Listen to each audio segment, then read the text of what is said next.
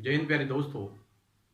आज अपन 11वीं कक्षा का जो सेकंड जो भाग है जिसका नाम भारत भौतिक पर्यावरण के बारे में, उसके बारे में चर्चा करने जा रहे हैं, जो काफ़ी ज़्यादा इंटरेस्टिंग भी है और जो अक्सर जनरल नॉलेज के बारे में या भारत की स्थिति के बारे में बताता है। तो इनमें अपन बात करें कि भाई भारत की स्थिति के बारे में अधिकतर लोग ये नहीं जानते कि भाई भारत जो देश है उसका वास्तविक नाम क्या है। सबसे पहले स्टार्टिंग की अगर बात करें, पॉलिटिकल साइंस का भी क्वेश्चन है वैसे, कि भाई भारत का नाम जो है संवैधानिक तौर पर किस नाम से उसको जाना जाता है। तो भारत को संवैधानिक नाम जो है वो है भारत व इंडिया, याद रखना है, भारत व इंडिया के नाम से उसको जाना जाता है। लेकिन भारत देश कौन से गोलार्ध में है, उसकी स्थिति कैसी है, ठीक है, इनके संबंध में अगर बात करें तो अपन कुछ ग्लोब की सहायता लेंगे और ग्लोब की सहायता से अपन चर्चा करेंगे भाई यहाँ पर इसकी स्थिति ऐसी है। जैसे मान लो भारत की स्थिति अगर देखें तो ये भारत देश है उत्तरी पूर्वी गोलार्ध में स्थित है।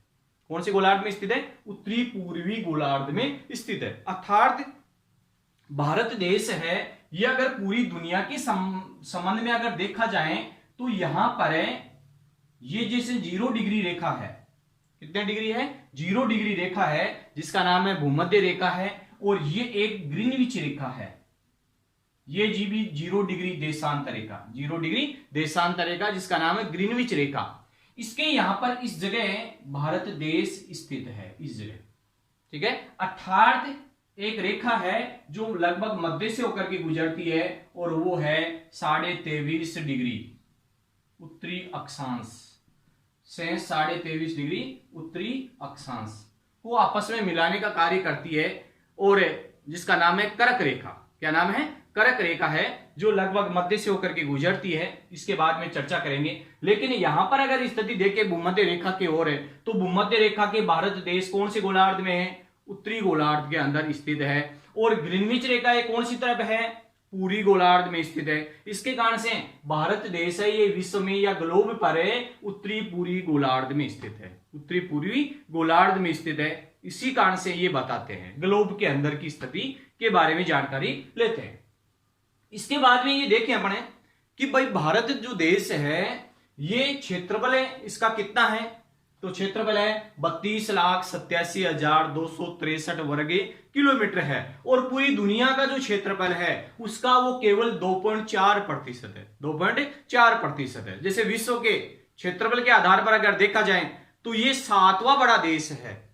कौन सा बड़ा देश है? 7वां बड़ा देश है। जैसे मान लो एक सूत्र आपको बनाया भी था कि जैसे सबसे बड़ा जो देश आएगा वो है रूस, दूसरे नंबर का कनाडा, तीसरे नंबर का संयुक्त राज्य अमेरिका, चौथे नंबर का चीन, पांचवें नंबर का ब्राजील,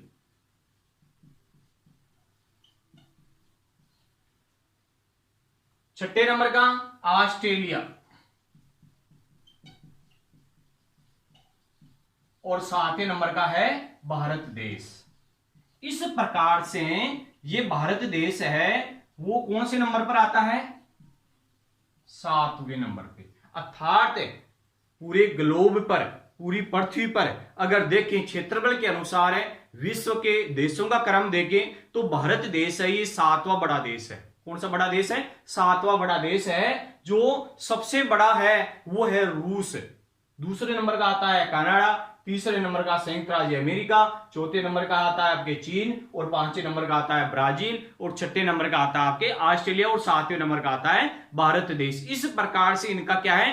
क्रम है, क्रम के अनुसार ये रखा गया है। तो इसी कारण से बताते हैं कि भाई जो विश्व के क्षेत्रफल का कितना प्रतिशत है? 2.4% क्षेत्रफल है, और सबसे बड़ा देश है वो है रूस, जिसको रसिया के नाम से जाना जाता है, जो यूरोप और एशिया महाद्वीप दोनों के अंदर स्थित है। एशिया और यूरोप के अंदर है। यूराल पर्वत कुछ अलग करता है एशिया और यूरोप महाद्वीप को, ठीक है ना।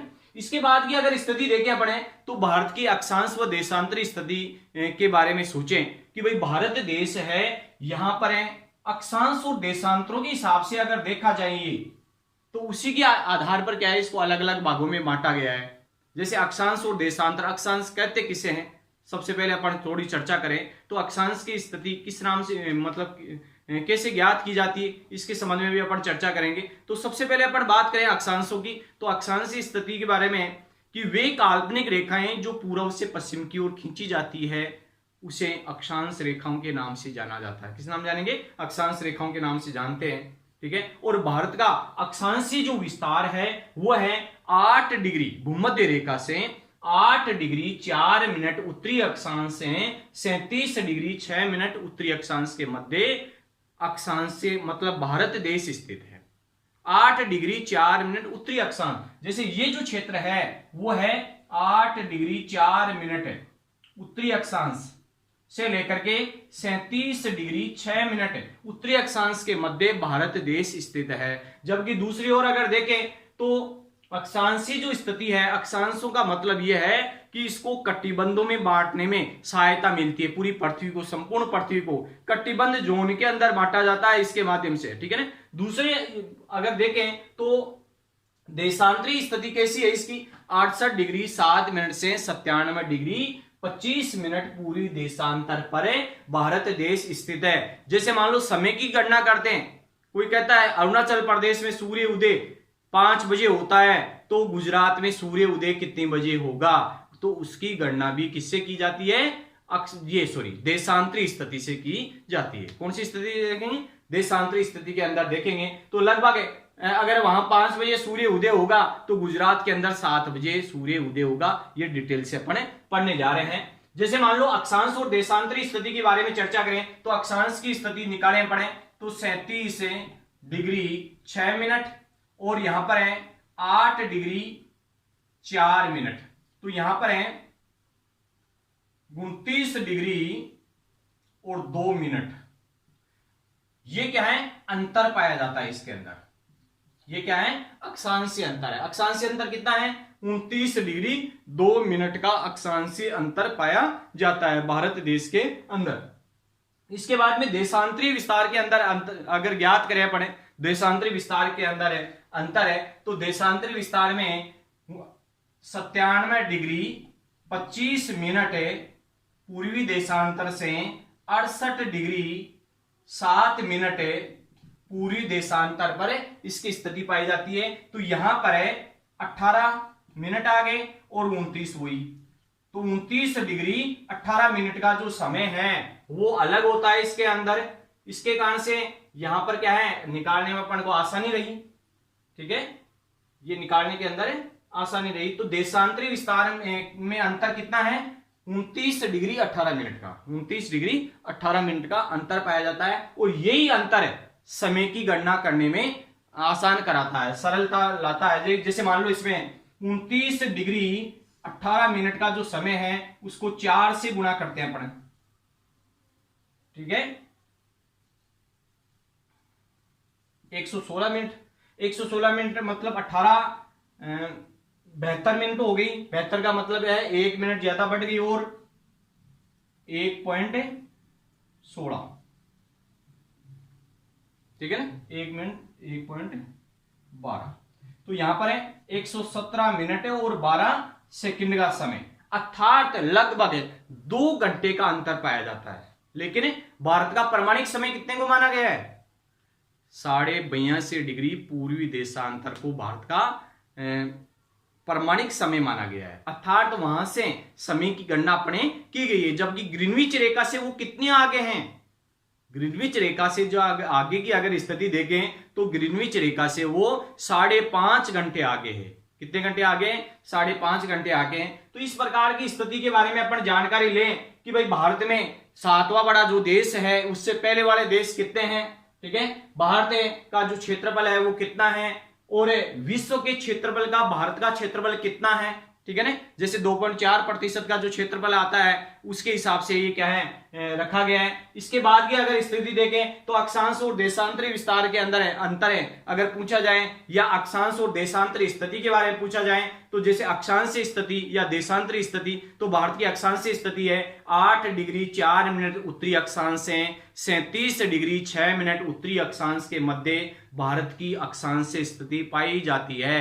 अर्थात उसके अंदर अंतर पाया जाता है वो 29 डिग्री 2 मिनट का अंतर देखने को मिलता है। इसके बाद की अगर स्थिति देखें तो देशांतरी, हाँ देखो अक्षांशों में से क्या होता है, ये अक्षांश क्यों माने गए हैं, ये केवल और केवल पृथ्वी के जो कटिबंध हैं उनको मापने में आसान कराता है या आसान राह देता है। इसके कारण से अलग अलग पृथ्वी को कटिबंधों में बांटने में सहयोग कौन देता है, अक्षांश स्थिति सहयोग देता है। इसके बाद में देशांतरी स्थिति की बात करें तो वे काल्पनिक रेखाएं जो उत्तर से दक्षिण की ओर खींची जाती है ग्लोब पर वे काल्पनिक रेखाएं जो उत्तर से दक्षिण की ओर खींची जाती है देशांतर रेखाएं कहलाते हैं। और देशांतरों की संख्या होती है 360, कितने डिग्री होती है, 360 डिग्री होती है। भारत का अगर देशांतरी विस्तार के अंदर अगर देखें तो देशांतरी विस्तार है 97 डिग्री 25 मिनट है पूर्वी देशांतर से, ये सॉरी 68 डिग्री 7 मिनट पूरी देशांतर से 97 डिग्री 25 मिनट पूरी देशांतर पर भारत देश की देशांतरी स्थिति देखने को मिलती है। अब अगर उनमें स्थिति में काफी ज्यादा मान लो अंतर पाया जाता है, उसका अगर अंतर निकालें तो 29 डिग्री 18 मिनट का इसके अंदर अंतर पाया जाता है। और इसको अगर कैलकुलेट अपन ने किया तो लगभग 2 घंटों का समय है। एग्जैक्ट अगर देखें तो ये क्या है 117.12 मिनट का जो समय है ये इसके अंदर है सूर्य उदय और सूर्य अस्त के अंदर अंतर पाया जाता है। मतलब एक छोर पूर्वी छोर से लेकर के पश्चिमी छोर के अंदर है अगर सूर्य उदय में सूर्य अस्त में अगर अंतर की बात करें तो लगभग 2 घंटे का समय लगता है। अगर सूर्य उदय 5 बजे अरुणाचल प्रदेश में होता है तो जो अस्त है ये 2 घंटे बाद में अस्त होगा। कहां पर है, अपने गुजरात के अंदर, राजस्थान के जैसलमेर बाड़मेर के क्षेत्र के अंदर भी इस प्रकार की स्थिति पाई जाएगी। ठीक है ना, तो इस प्रकार के मतलब अक्षांश और देशांतरी स्थिति, देशांतर ये स्थिति मानने का कारण क्या है, समय की गणना करने के लिए इस प्रकार का ये कार्य किया जाता है। ठीक है, इसी के साथ में इसको याद भी करना है और अच्छी तरीके से मतलब होमवर्क के रूप में भी कार्य करके लाना है, याद भी करना है। कंपटीशन लेवल का ये क्वेश्चन आते हैं। ठीक है, इसी के साथ में जय हिंद जय भारत दोस्तों।